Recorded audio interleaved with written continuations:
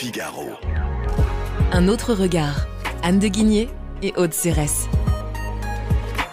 Bonjour Anne de Guigné. Bonjour Aude Cérès. Anne, dans votre chronique Un autre regard, vous revenez cette semaine sur la décision de Michelin d'instaurer un revenu décent minimum. Le sujet m'a intéressée car il s'inscrit dans un débat très vaste et assez explosif sur le rôle de l'entreprise dans la cité. Vous savez, aux États-Unis, les grandes entreprises multiplient les engagements politiques depuis 10 ans. Vous avez des centaines de grands groupes qui ont proclamé leur soutien au mouvement Black Lives Matter, lancé après la mort d'un Afro-Américain, George Floyd, sous les coups d'un policier blanc.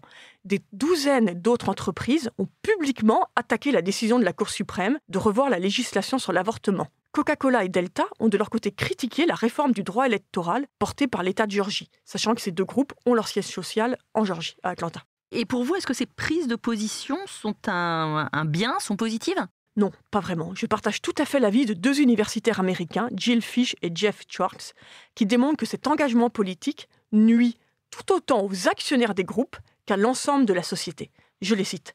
Qui parle quand l'entreprise exprime un point de vue ? Ses managers, ses actionnaires, ses consommateurs ou ses employés ? Dans un pays hautement polarisé, un groupe peut-il refléter les nombreux et bien souvent antagonistes points de vue de ses parties prenantes ? Les économistes le répètent encore. L'entreprise ne peut définir le bien commun, car par nature, elle est l'émanation d'intérêts privés.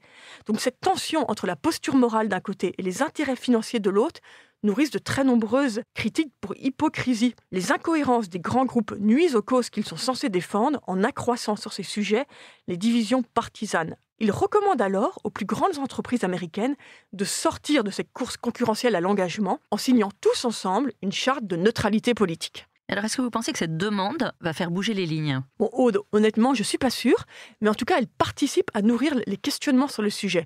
Et en France, je crois que la décision de Michelin y participe aussi à sa manière. Parce qu'en fait, Michelin a instauré, vous savez, la semaine dernière, un revenu décent, donc un revenu qui est supérieur au minimum légaux pour l'ensemble de ses salariés dans le monde. Et ainsi, l'industriel se place sur le terrain du social, un champ autrement plus exigeant que celui des bonnes intentions politiques ou sociétales.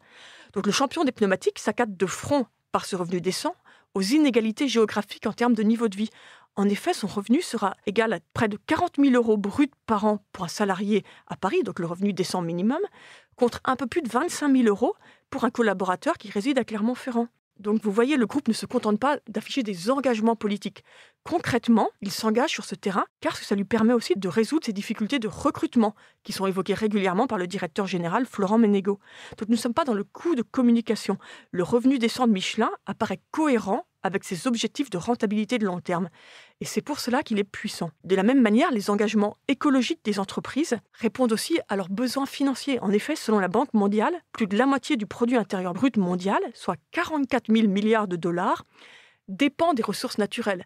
Si l'environnement s'effondre, de nombreuses entreprises feront faillite. Et alors cette décision de Michelin que vous avez évoquée, finalement c'est une décision dans la ligne de l'histoire de la société. Tout à fait. On connaît tous la longue histoire paternaliste, si on peut dire, de Michelin. Donc cette décision se place dans la continuité de la tradition sociale du groupe, et puis plus globalement de la vision européenne d'un capitalisme responsable. Le vieux continent a nourri de nombreux courants qui ont pensé justement cette tension entre le capitalisme et les intérêts financiers et la cohésion de la société. Donc vous avez le catholicisme social, les mouvements mutualisme, et puis de manière très structurante, l'ordolibéralisme allemand.